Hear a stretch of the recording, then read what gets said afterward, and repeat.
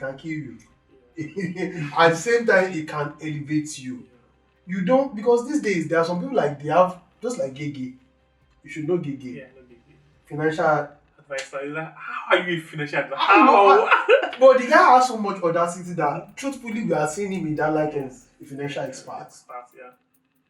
And trust me, okay, most of the time when I tell people, Oluwaye, prime minister, these days I'm telling people I want to be a prime minister.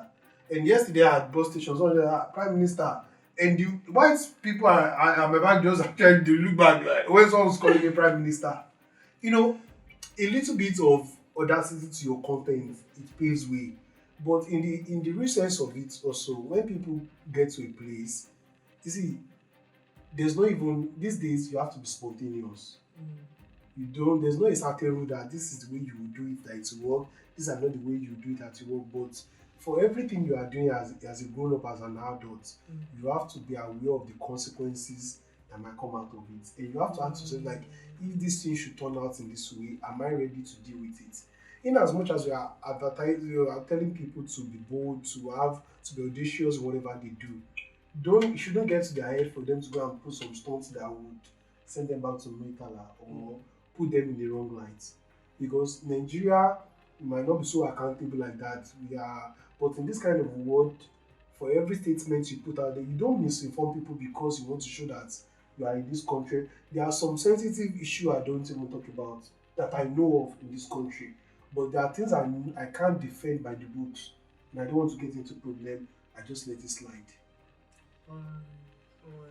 So in as much as you're advising people, be audacious, be bold, know what you are saying, be ready to defend it. If it's not something you can defend by the books, like, okay, I'm on the right here, I beg. Don't, because of content has killed people.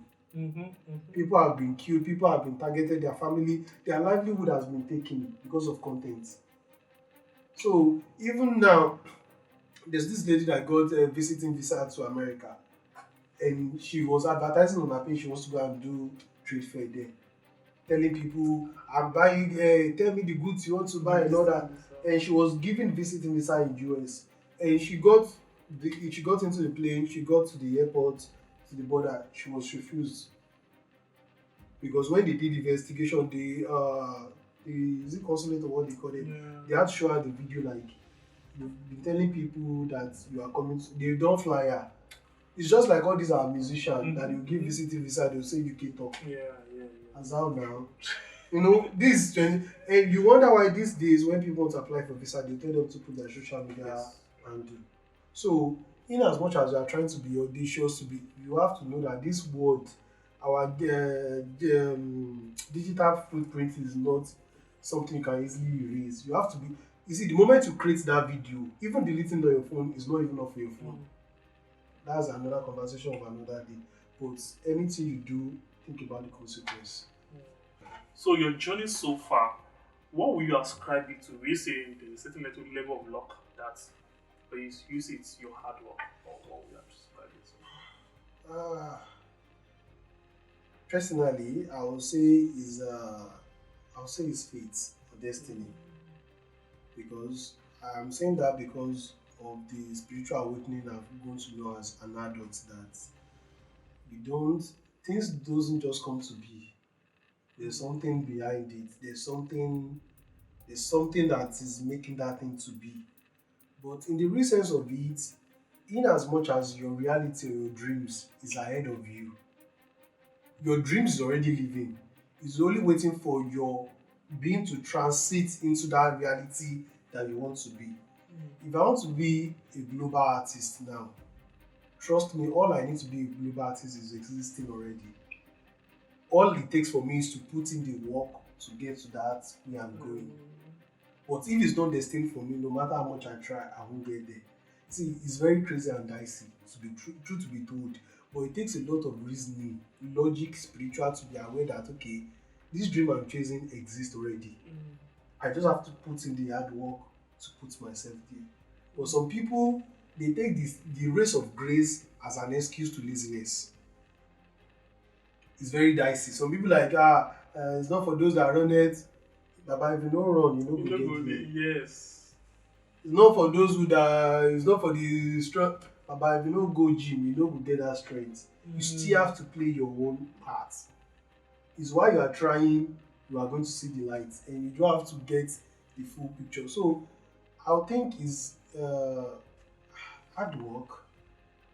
Is hard work because trust me, the things that goes down behind the scene is a lot. I work most of the time Monday to Friday. Saturday I go to rehearsals, Sunday I go to church. Not in most places, but behind the earliest time I'm going to sleep is around 2 or 1 because I'm creating content, I'm editing my video, and I'm trying to push out my content out there. At the same time, I'm doing my 9 to 5. I'm doing my 9 to 5 because that is what I'm in this country to do. That is my Yeah. major thing. The other thing is just extra. I'm trying to build my own. I'm not getting distracted by someone else's. I'm trying to play my own quota by the visa rule that brought me to this country. Not forgetting my own dreams too. Not leaving it behind. So it is a lot of hard work. It is a lot of hard work. You have to be dedicated. You have to know that okay, this thing is not. You know, Oh. you have to be dedicated. You have to know that this is what you want. If I don't get this version of myself, I won't be fulfilled. Mm. And trust me, categorizing, I give God the glory to this height I've been, but there's a lot more I want to achieve. Not Definitely. even in these contents, a lot more. Mm. God helping us to get there. Amen. Amen. Then one question just came in mind. You just have like maybe 1 or 2 minutes to answer the question. Mm. Of all the stories or all the social commentary you've made, what has been the most to you? What has been the most ridiculous? Like, how is this happening? Or the funniest, the weirdest, and you're like, what is this? Uh, mm, well, I really don't know. Actually, I think it's just the whole dependent and main applicant thing. Because while I'm trying to tell people because I realize there's a lot of drift between main applicant and dependent and people are trying even in marriage where they're supposed to be helper, one is feeling like a boss and so me trying to tell people like okay, be kind, be cool, be kind with your partner and me trying to use my own marriage to reflect it is quite ridiculous. Sometimes maybe when I'm losing my wife's hair and I have to show it to camera because I don't really like that part of my life being. But I'm just trying to let people know that it won't kill you if you do these things that are so ridiculous. So man, when I go back to do like, what are you thinking? But it is what it is. We live. Everybody get the message. And Exactly. yeah, good.